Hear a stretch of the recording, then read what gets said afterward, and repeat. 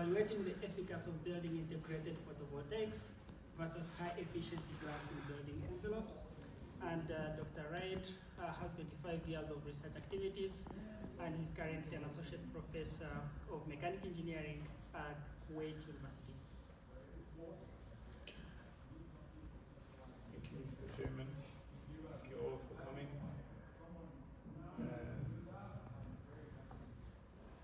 I like new technologies, and nothing newer than these BIPVs, building integrated photovoltaics. Nice and shiny, and they look cool and supposedly efficient. I personally have a lot invested in them in terms of my research, funded projects and all that.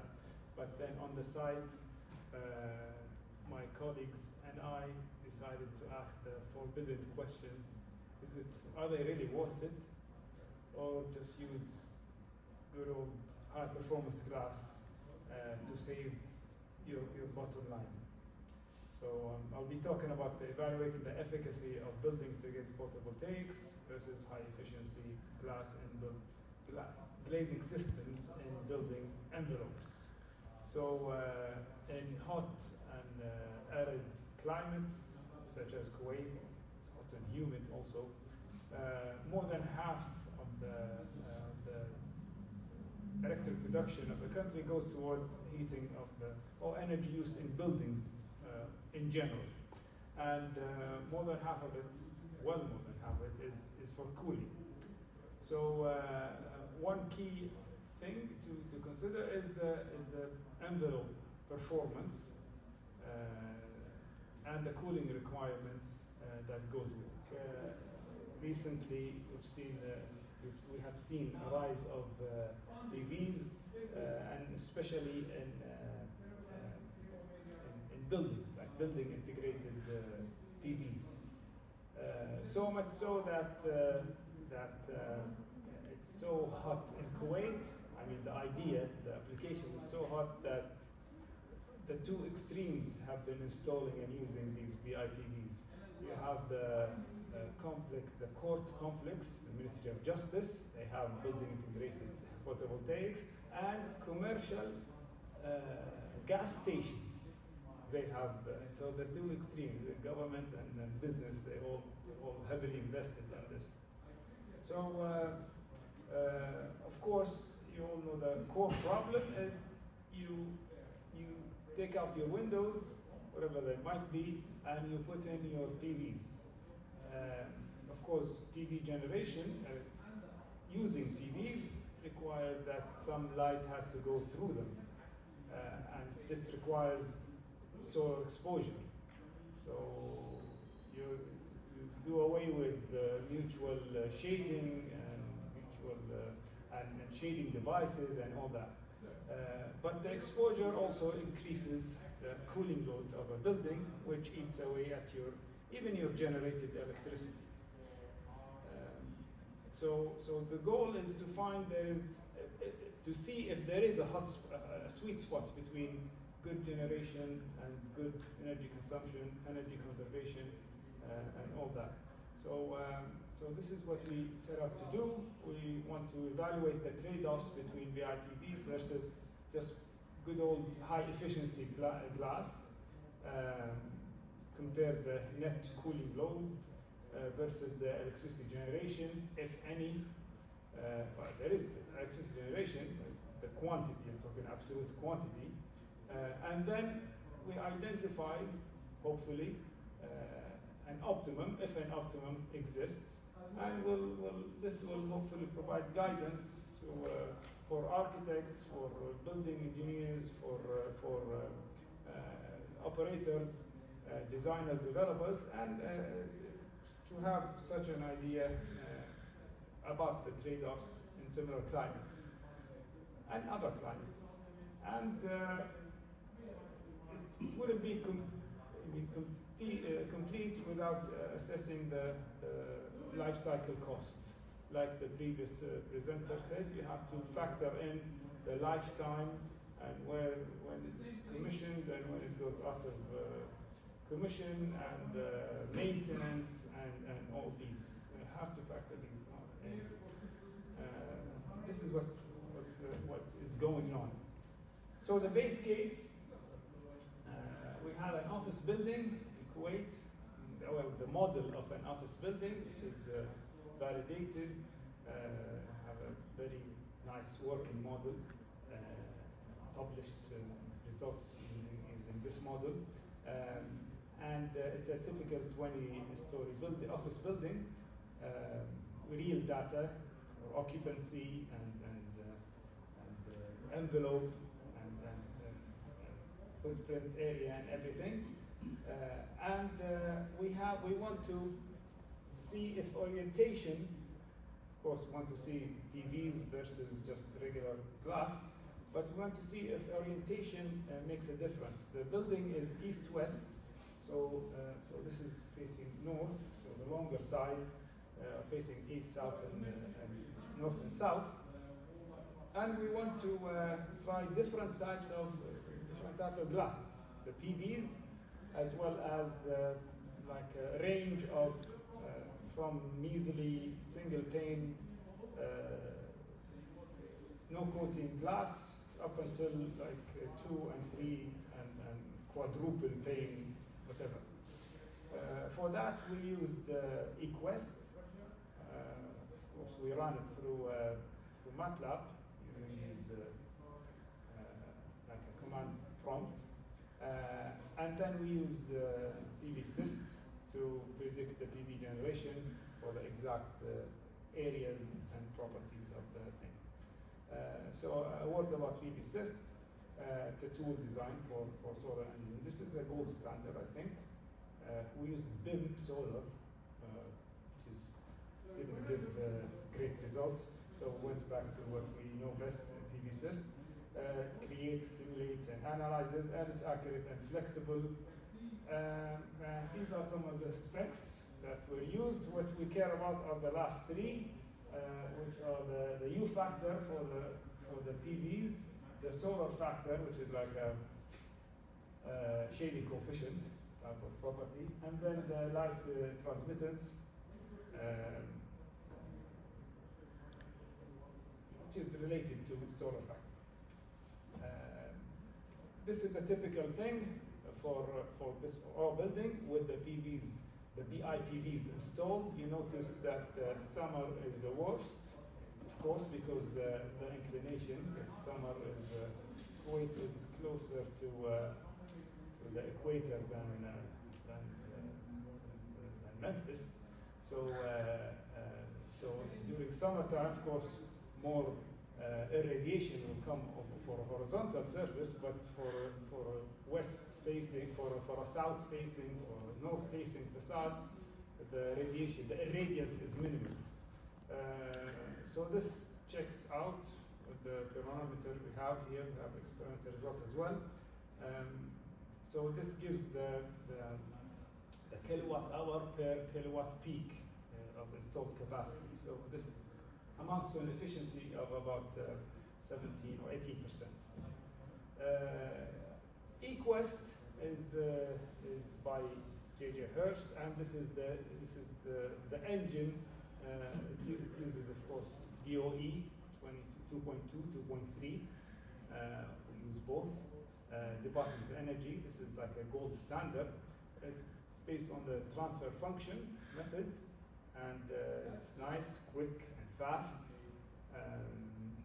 No PDEs, but the transfer function method has been around for quite some time, and it's trustworthy, and this is validated.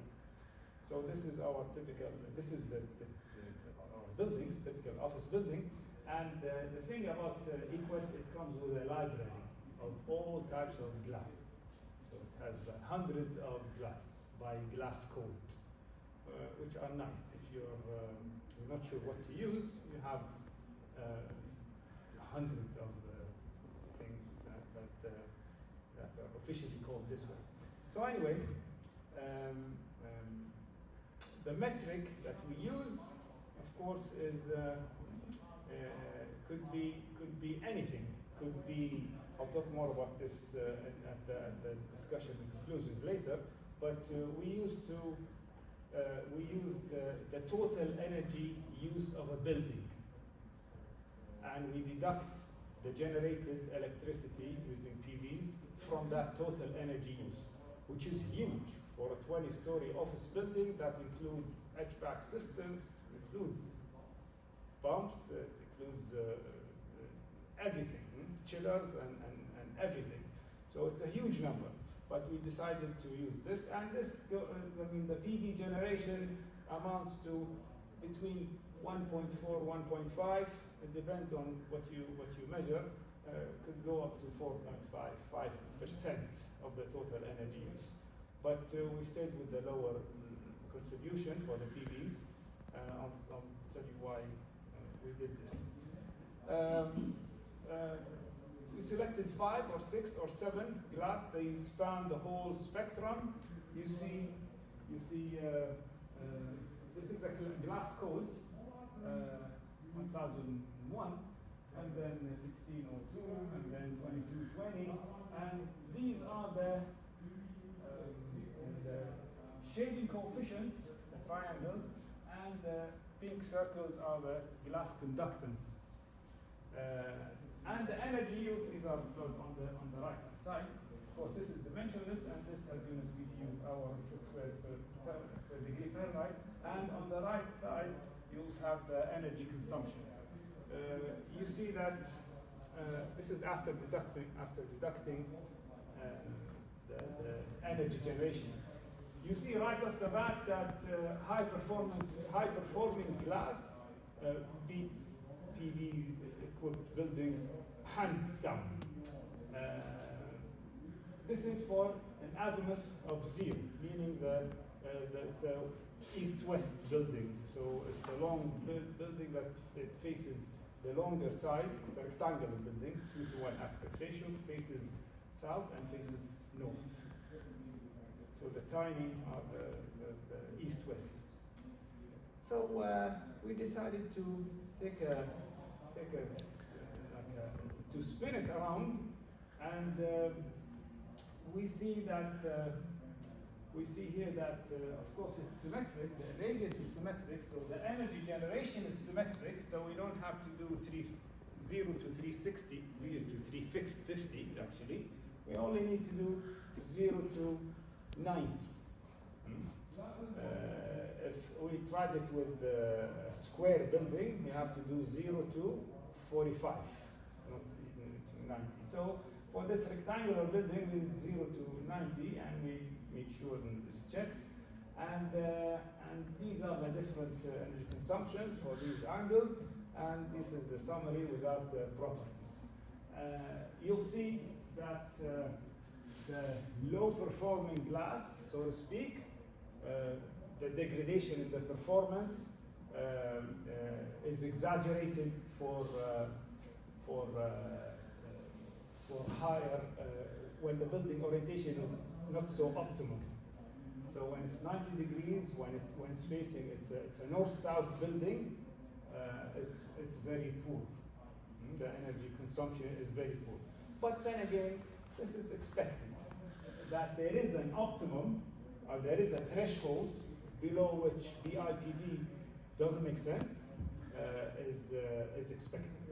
We tried different locales. Tried Stockholm, this is Istanbul, different climates, and I think Nairobi or some very, very hot and dry, even hotter than Kuwait, if such a country exists. And you see the threshold, the cutoff is even more challenging. It's hard to make a case for BIPV. I'll summarize and finish. The takeaways: these facades generate electricity, but they also admit more heat, and they require more cooling load. These high-performing glass, high-performance glass or glazing systems, they prevent heat from the get-go, and there is this net building energy depends on the balance between them if these exist. These are some specific conclusions. The BIPV performs best due to exposure. So the southwest, which I didn't present, might be better to have a high performance glass. The other way, in northeast, you might install your BIPV, so it's symmetric. The number of variables are limitless. So in addition to orientation, in addition to the footprint, like the previous presenter, the first presenter said, the footprint of the area of the building is critical. The locale, degree days, if you relate it to cooling load, they just might be an optimal case that BIPV really makes sense. I don't know what it is now. Now I would take the really triple pane with filling gas with argon or whatever, and low E glass any day of the week. Of course, this entails some capital cost, and this entails some capital cost. Not to mention the problems with the PVs themselves, because I have horror stories from the buildings we've seen, and we have data from wires hanging and sparks. So it's a totally different animal, totally set of challenges. And then you run into diminishing returns, problem of diminishing returns. So thank you for your attention, and this is it's partially funded by Kuwait Foundation of Craftsman Sciences. Thank you. Any more question?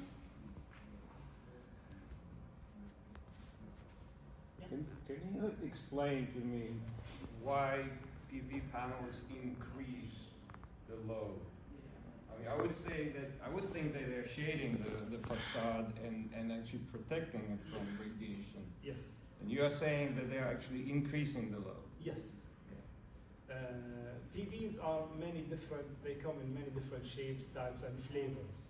Some of them just plain on admit, you see the colorful ones, the yellow and green and red ones, they admit solar radiation. So it translates into cooling load, and you have to deal with it. You're not at liberty to coat them with these low E coatings and stuff. You're not at liberty to sandwich them with argon mixer or krypton, whatever gas you have. So you have to have PVs, the silicone, the encapsulants, the glass, but it's done. You see the glass conductivity, effective conductivity, or U factor is high. You're not at liberty to do the thermal breaks that you have for high performance glazing. So you're paying with your blood for this solar energy that you have to deal with it eventually. I hope that explains the thing. Right, let's thank our speaker once again.